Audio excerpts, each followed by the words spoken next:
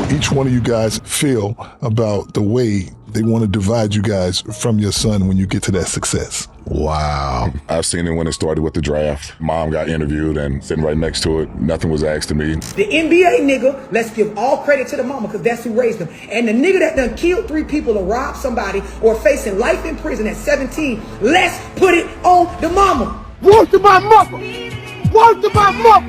Word to my mother! So, I came across a clip of a woman saying some of the most surface level logical shit I've come across on socials.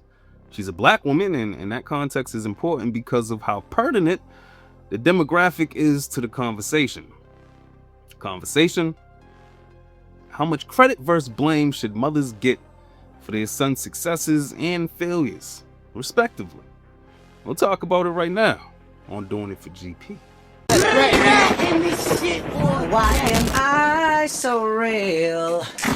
They don't understand me. I really don't know the deal about a brother. Johnny. Welcome back to the channel. Your boy Mac back with some thoughts, with some opinions, with some reactions. Hit the like button if you choose. It's free. And hopefully you stay a while. Shout out to the supporters. And with that said, let's take this walk. The NBA nigga, let's give all credit to the mama because that's who raised them. And the nigga that done killed 3 people or robbed somebody or facing life in prison at 17, let's put it on the mama. Word to my mother!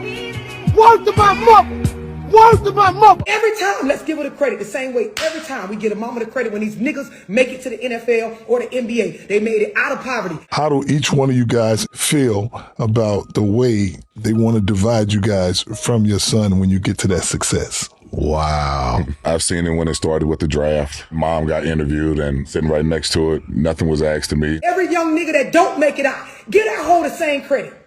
Let us step up and stand on TV when they doing the news conference saying we chased little Tyrone down over the bridge. He ran 3 cars off the road, killed 1 woman, accidentally shot a kid, put his mama on TV next to him like y'all do the bitches when the son's getting drafted. Put him on TV. What is the problem? When you see them boys get drafted into the NBA and you see the fat mama sitting on the couch with the big titties next to him and she jump up and start yelling, "Woo! My son, yes, we made it." Do that when them niggas be done killed half the community and they on TV going down. Don't let them go down by themselves. Don't let them go down by themselves. Go get the mama, the single mama that did everything by herself and raised them. Put her on TV right next to him and let her say, "Hey, I raised." This is right. It can't get no righter. Yeah, man, listen. Even though Auntie swears good as a mom, the message conveyed was not missed, all right? She did not tell a lie. Hey, I hope you're enjoying the content, Mr. Viewer. What the fuck is the subscribe button? And it's not really an indictment on the moms, it's an indictment on society. You know, that views get skewed depending on whether a son specifically has become a success or a failure, an asset to society or a liability. This conversation actually went viral during the NBA draft this year.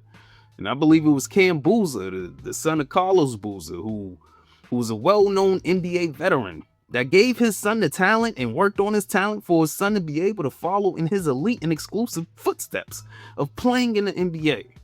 Now, ESPN during the draft didn't even mention Carlos Boozer or barely. They gave all the credit to the kid's mom, who drove him to every single practice, every tournament, helped him find all of his trainers. And the draft was on Father's Day.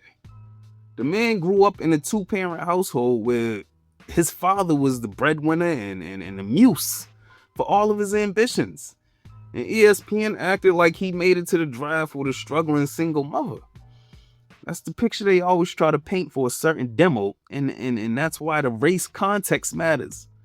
You know, the typically black kid coming from the hood with the strong black single mom is the chosen and preferred narrative, and that needs to be called out more often for its incompetence.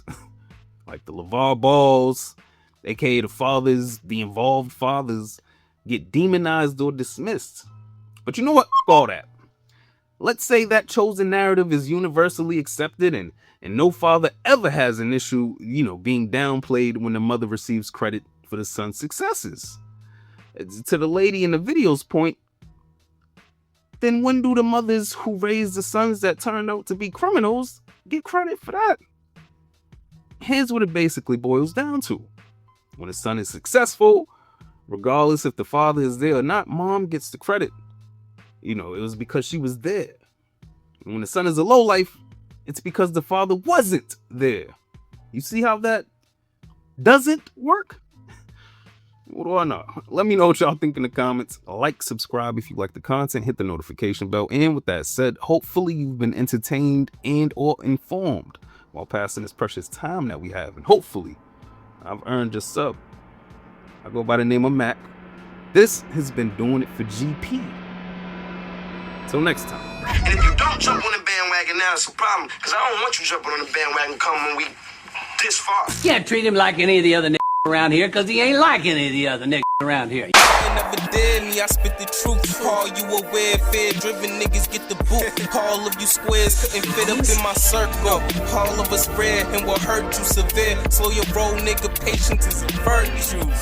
Yeah, and a nigga bite any bark. When I black out, how you gon' hide in the dark? We get a moment of credit when these niggas make it to the NFL.